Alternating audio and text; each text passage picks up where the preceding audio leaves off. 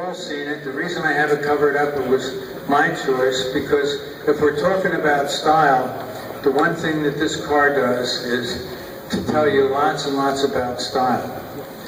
The first thing is Enzo Ferrari at this time, 1965, 1966, had resisted making rear-engine cars. He finally changed his mind to build a rear-engine passenger car, but actually called it a Dino after his son. Wasn't even officially called a Ferrari.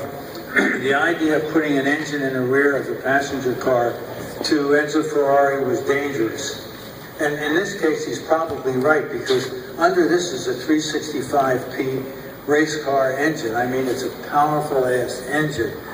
But what could you do to the paradigm of a road car was the engine was in front, so the hood was long. You tried to keep the passengers in the middle, and normally the rear of a car would stop about here for a trunk space.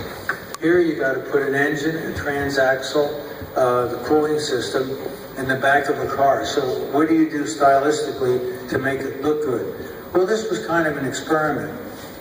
To me, it isn't a successful experiment because of the way the back is imbalanced from the front.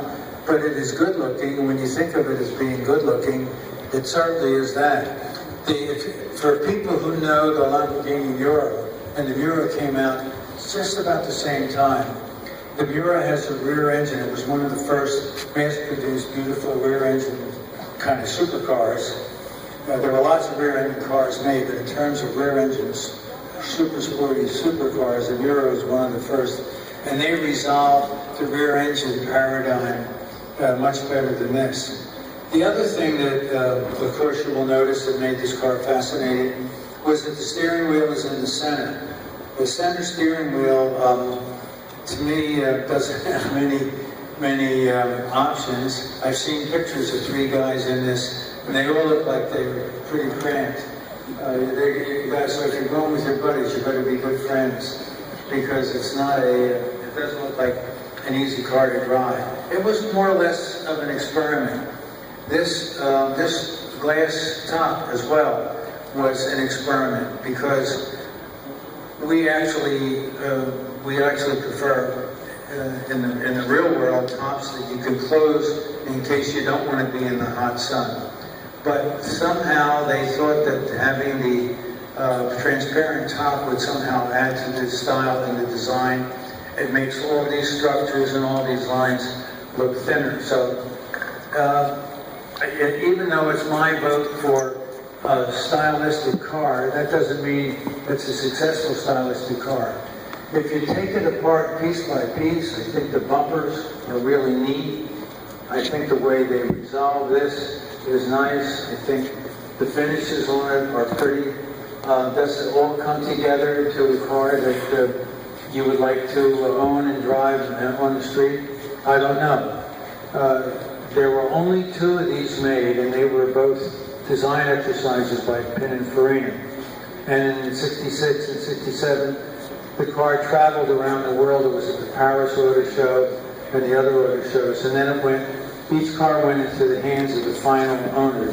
One of them went to Gianni Agnelli, who's the president of Fiat, and his family still principals there. And the other went to Luigi Chinetti, and Chinetti was the importer of Ferraris for the United States at that time.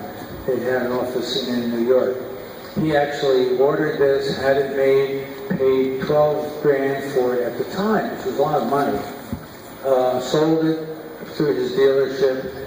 The guy he sold it to didn't like it, and it ultimately came back, and it's still in the Chinetti family. So these are four different styling concepts. The most interesting thing to me was to learn that a common car like a Nissan could have a world of experience and record behind it. Here you see what happens when people make concept cars. Sometimes they work, sometimes they don't.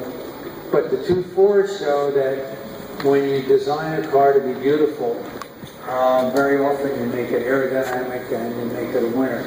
And so those two cars will be winners. So You ready, Kevin?